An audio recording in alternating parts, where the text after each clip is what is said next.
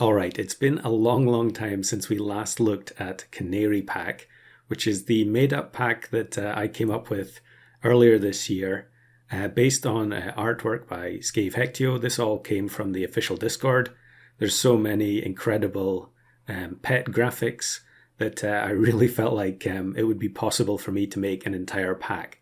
Now, it ended up taking a huge amount of work, and there were obviously a lot of problems when you can't playtest anything. But overall, I was pretty happy with it. But despite that, there's always going to be a few things that you want to change. And I decided that I was going to have a wrap-up video as the last one in the series to go over some of those changes. Unfortunately, it's just taken me 6 months to get to this point where I can actually make the video. And of course, in that time, the game has been updated a bunch of times, and we've now got tons of pets which are either the same as one of the animals in the Canary pack, or they have an ability that is similar. So first off, we're just going to go over some of those because most of them are not particularly relevant. They're just the same animal. So for instance, we've got the blue jay up here, which I used as a very basic tier 1 filler pet. Similarly, we've got the boxfish here, which again was just a kind of filler pet to make the pack feel a bit more realistic. And in the end, they ended up using the blue jay as a tier 5, so way above tier 1. Its ability, I'm not a big fan of it, but clearly a lot of the new pets were added with the feeding archetype in mind, which did not exist when I was originally designing this pack. But then boxfish has a very interesting ability. And I think since they've started doing the mini packs, they've definitely experimented a bit more with these very unusual and niche abilities, which I'm a pretty big fan of. One of the other interesting ones is the Jackal. So Jackal's ability is unique in the game at the moment, although I wouldn't be surprised if they add more pets like this. It says Pet Flung, set attack and health to 13. So in this pack, I had an entire group of pets that were all triggered based on this Pet Flung. However, I called it eject. Let's try and find one. Here's one here. Friend summoned or ejected. But it basically means the same thing anytime a pet is launched off the screen because there isn't enough space on the team. And there are a bunch of other units in here. If you want to see all their abilities, I suggest going back and watching the original videos because it would just take me too much time to go over them all now. So it's nice to see that make it into the game, but there are some others that made it in. Here's an example here. So we've got Pheasant here. Now, Pheasant had quite a unique ability at the time, which I reworked it midway through the whole process of uploading the Canary Pack videos. But it ended up being empty space needed, remove this, and give 2 random friends +1 attack and +1 health. Well, in one of the mini updates, they added this guy, the Pygmy Seahorse. Start of battle, give 3 random friends +1 attack and +1 health, and remove this. So a very similar ability on the lower tier. It's start of battle. I can't remember if this guy was start of battle or not. It might have been before battle. I can't remember. But obviously this one is a bit less flexible, but 1 tier lower. So I think that kind of makes sense. And it's nice to know that the developers were thinking along the same lines as I was. Of course, the Pheasant did make it into the game as well. However, its ability on tier 1 doesn't have anything to do with the one from my Pheasant. Another interesting similarity is the Locust. Unsurprisingly, the idea behind a Locust is that it's summoning more locusts. I think as soon as you hear Locust, you think about a swarm. And so their version of the Locust is similar, except it works like the Blue Jay, where it's summoning more locusts based on how many foods it's eaten. But again, that makes more sense. This is a tier 4, this is a tier 1. You expect a tier 4 to be more complicated. Then we've got Therizinosaurus. So before attack, remove the backmost enemy perk, works 1 time per battle. And a few people did mention in the comments that this seems pretty weak for tier 6, and I think I did mention that myself in the original video. So we've since had this one added. I don't know how you pronounce this, if it's Geranuk or Geranuk. Start of battle, remove the highest tier perk from one enemy. So slightly different. Obviously, this is guaranteed to go off if it's start of battle.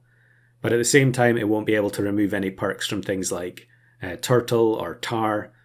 But yeah, probably much better than this guy at tier 6. But either way, it's nice to be able to have this ability in the game. I wouldn't actually be surprised if this ends up getting moved up the tiers, because I think this is a very, very strong ability.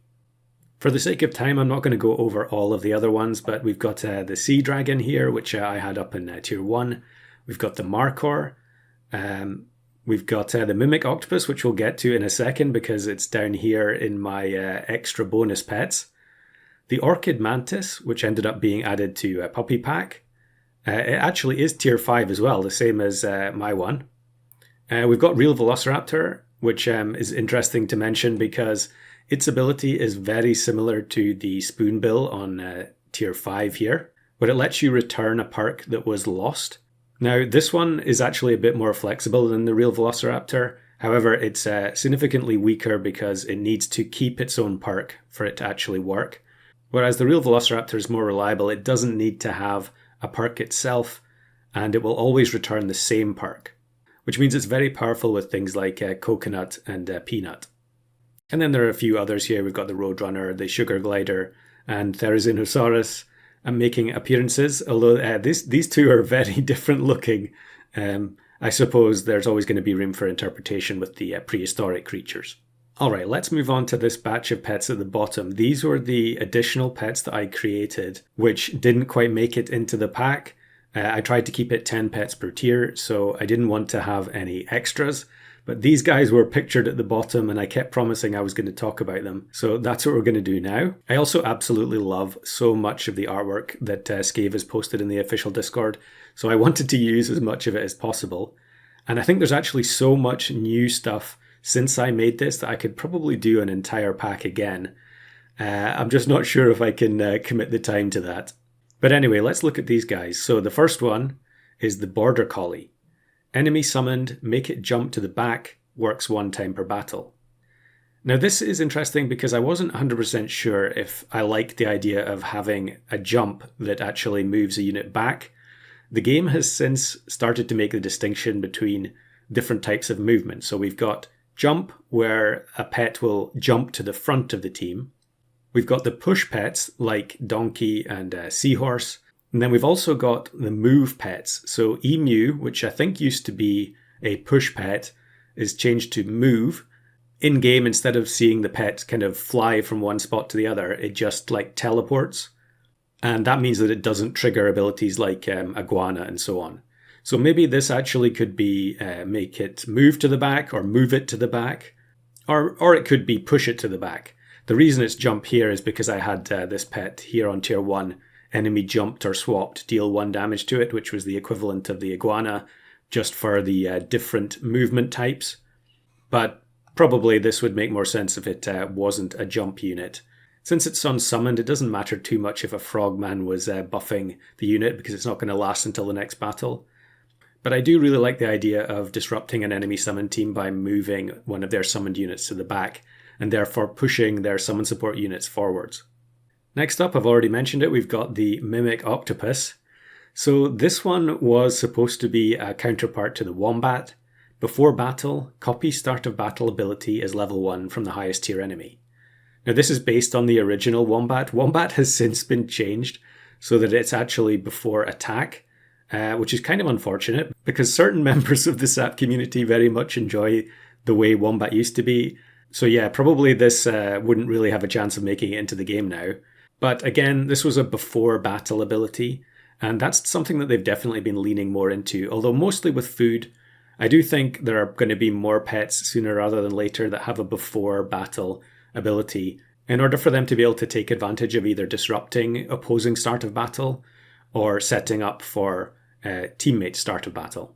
Next one, we've got Pachycephalosaurus. Attack has 50% chance to inflict dazed, works 1 time per battle. Now dazed is definitely one of my favourite ailments that they've added, and we actually got another unit that can apply dazed in the Umbrella Bird in one of the updates. But I like the idea of being able to specifically daze a unit in battle rather than having these random elements. Mandrake is random, and Bad Dog can achieve dazed using the Pandora's Box. But again, it's completely random whether or not it works. So here, because it's a bit more reliable, we're only going to give it a 50% chance. I think if it was 100%, it would be too strong. However, I think probably this wouldn't really have a very strong chance of making it into the game. The developers have mentioned in the past that they really enjoy the fortune cookie mechanic, which is a percentage chance to do a critical hit, which is double damage. I think they always maintained that that was exciting to them, but they definitely did get complaints about the fact that it was unreliable. Personally, I much prefer having these types of RNG elements in the game. And so I think if this was a custom unit only, it would be fine. But yeah, it does introduce that feel bad scenario where, you attack 3 times and you don't get any dazed. Those types of hard luck moments always make for good voiceovers afterwards, though. And then lastly here, we've got another bridge unit, which is both hurt and summon. So Silky Anteater, hurt, summon 1/1/1 level 1 ant, works 3 times per turn. So we do have a bunch of deliberate hurt synergies in here, where we're trying to hurt our own units.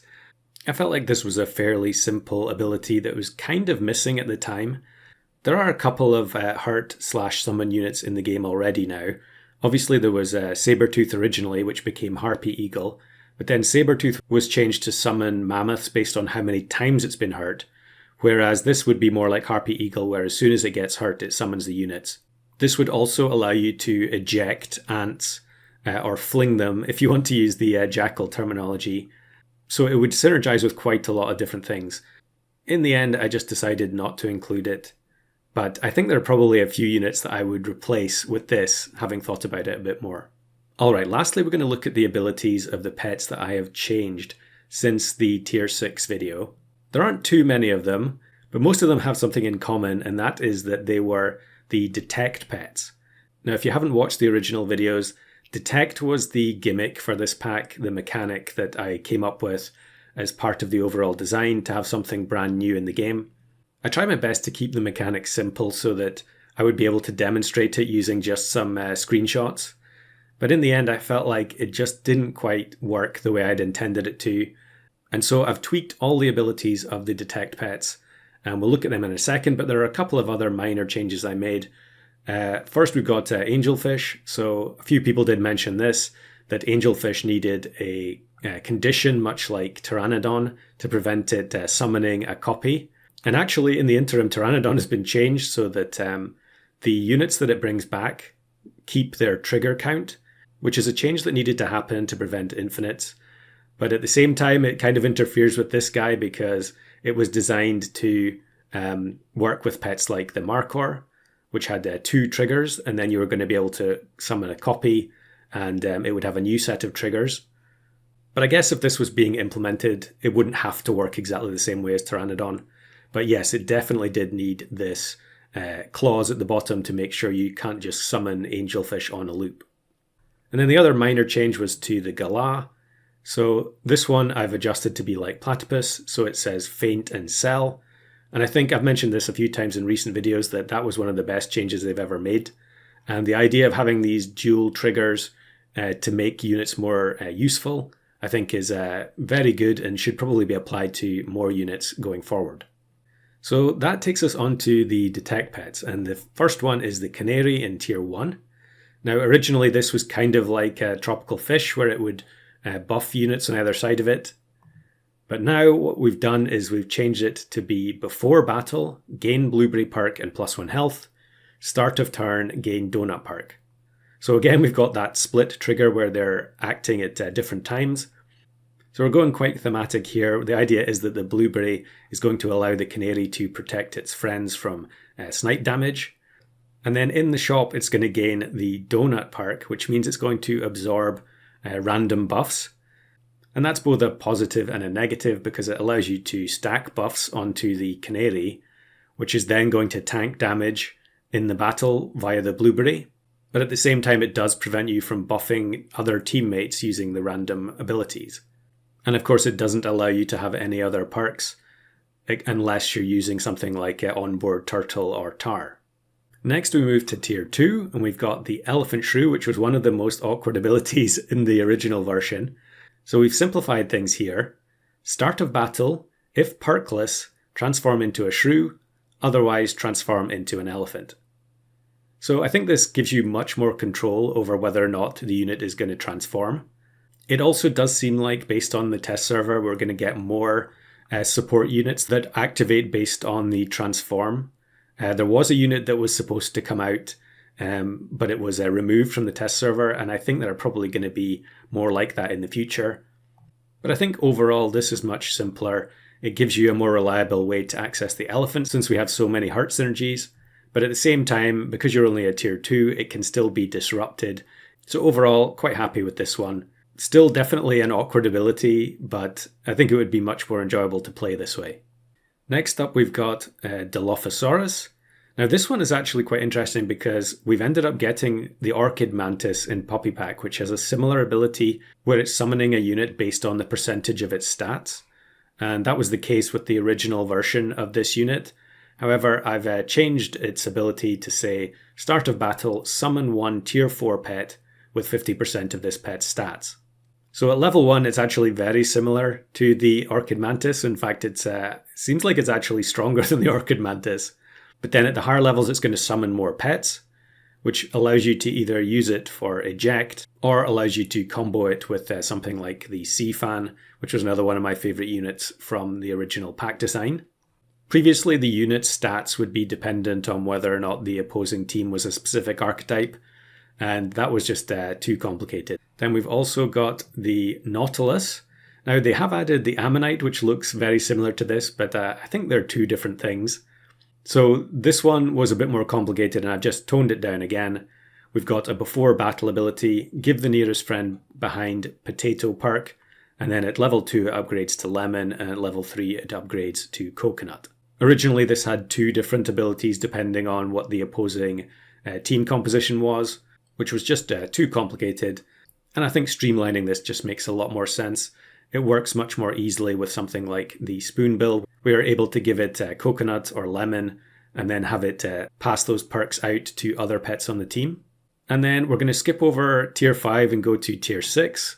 Megaloceros was another one of the detect units, but I've changed it to be much more simple. After attack, gain skewer perk and plus 6 health, works 1 time per battle.